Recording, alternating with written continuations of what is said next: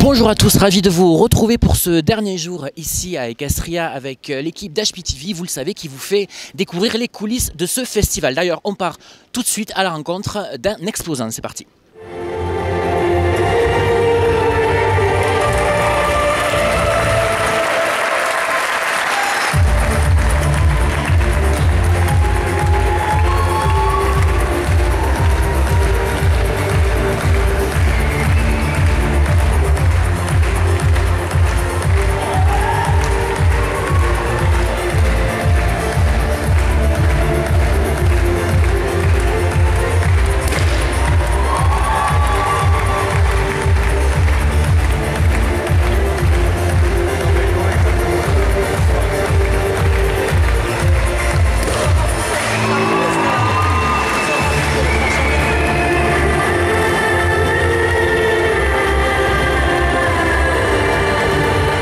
Alors ce sont les seuls artistes à qui l'on peut dire qu'on ne les a pas vus ni connus, ils ne le prendront pas mal.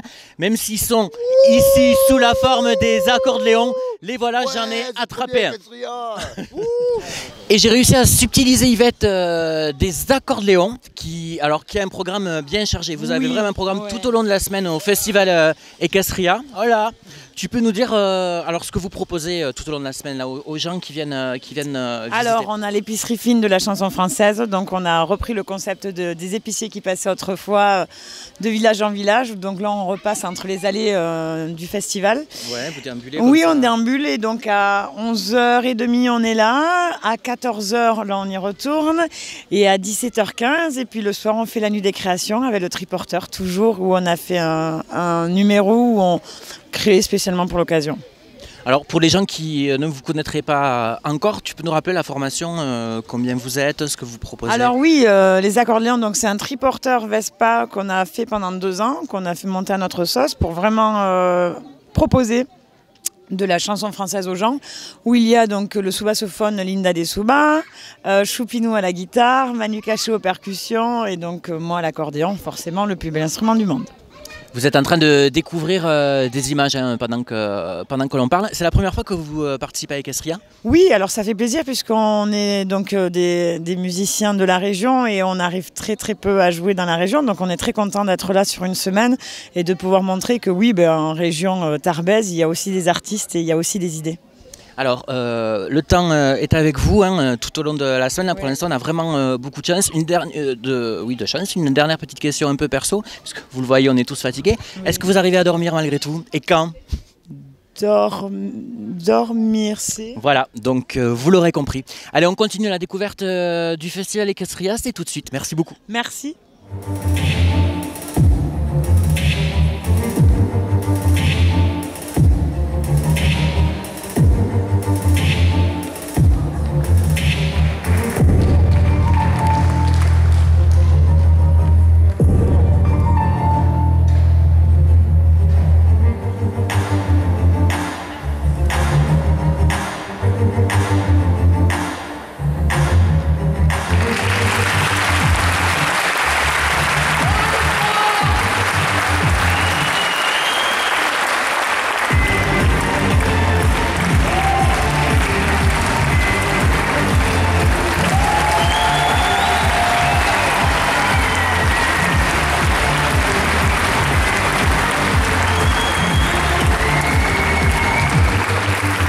Vous le savez, HPTV fait la tournée et part à la rencontre de ceux qui font Ecastria.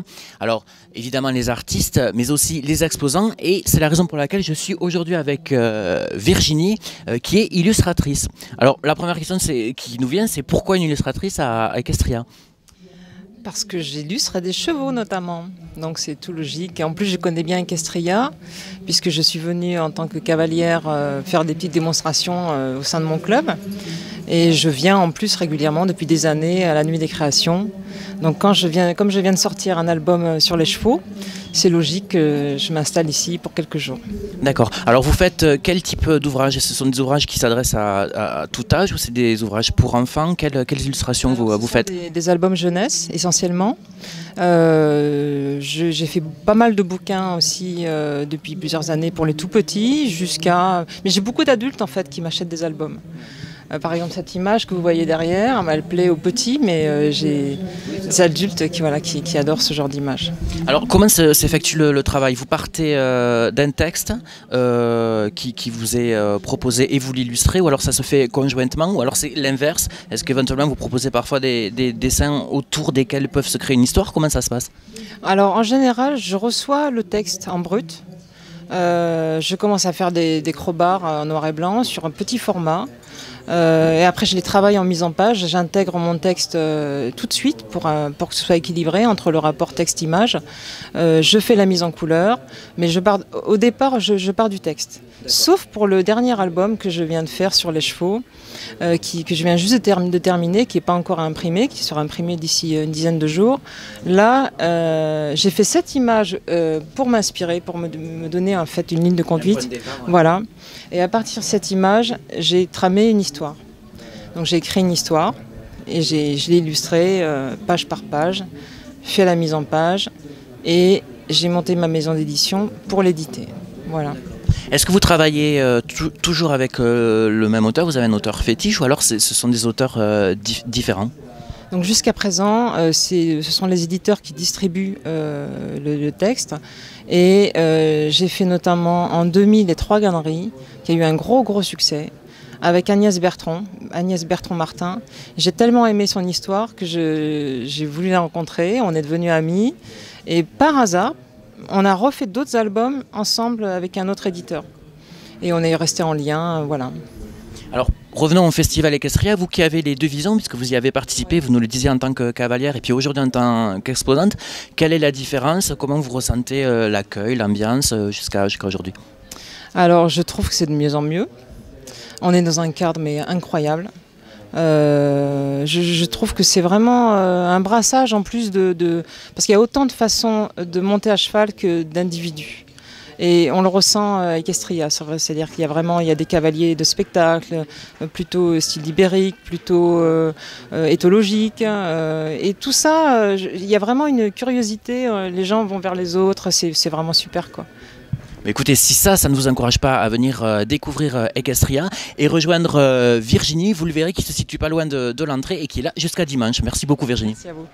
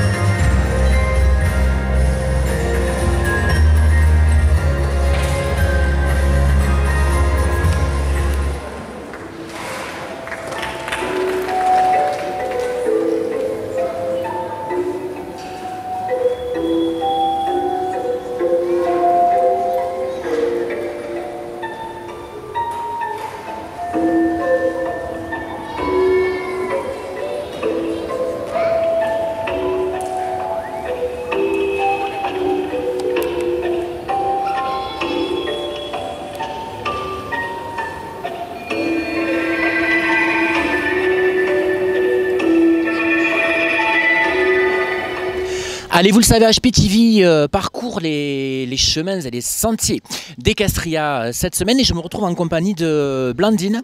Blandine, qu'est-ce que vous êtes venue faire ici à Équestria? Je suis venue prêter des chevaux à Marc Ardenous pour l'éthologie et pour montrer le travail de avant, comment est le cheval, et après sur des jeunes chevaux non débourrés, des chevaux qui sont au travail avec des petits soucis de comportement, de peur, style plaque d'égout ou quelqu'un qui fait tomber quelque chose. Voilà, pour voir comment recadrer ça et montrer surtout aux gens la différence avant et après à la fin d'Équestria. Et vous venez d'où? Je viens de Franquevielle, qui est à côté de Montrégeau, dans le 31. Je suis éleveuse de chevaux américains. C'est la première fois que vous participez à Équestria? Oui, c'est la première fois. Et vous en avez entendu parler comment? Qu'est-ce qui vous a amené ici? Oui, il y a très longtemps, parce qu'avant je venais en tant que spectatrice. Voilà. Et là, Marc Ardenous m'a contacté pour savoir si je pouvais prêter des chevaux pour cette année. J'ai dit oui et je suis là.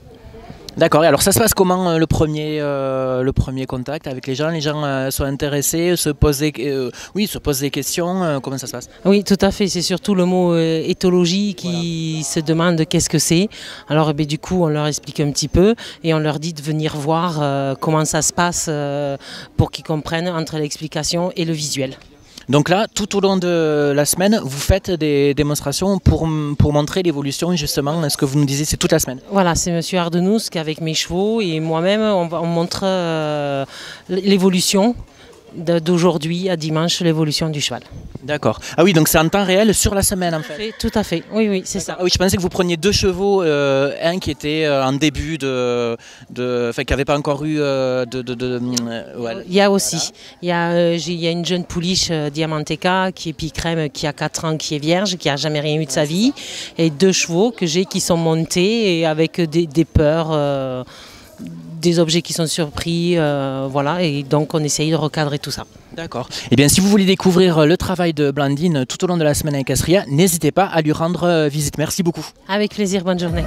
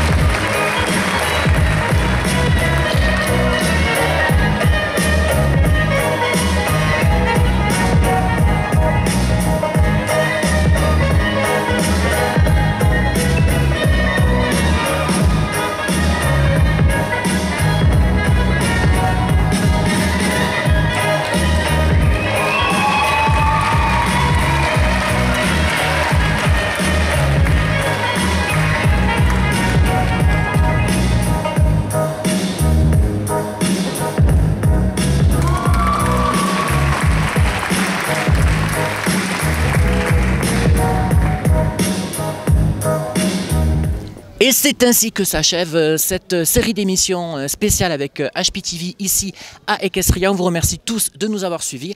On vous dit à l'année prochaine et on se retrouve dès lundi dans HP Hour. Salut!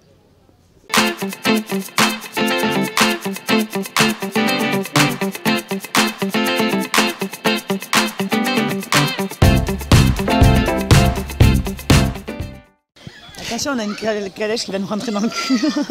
Ça te ferait une bonne image.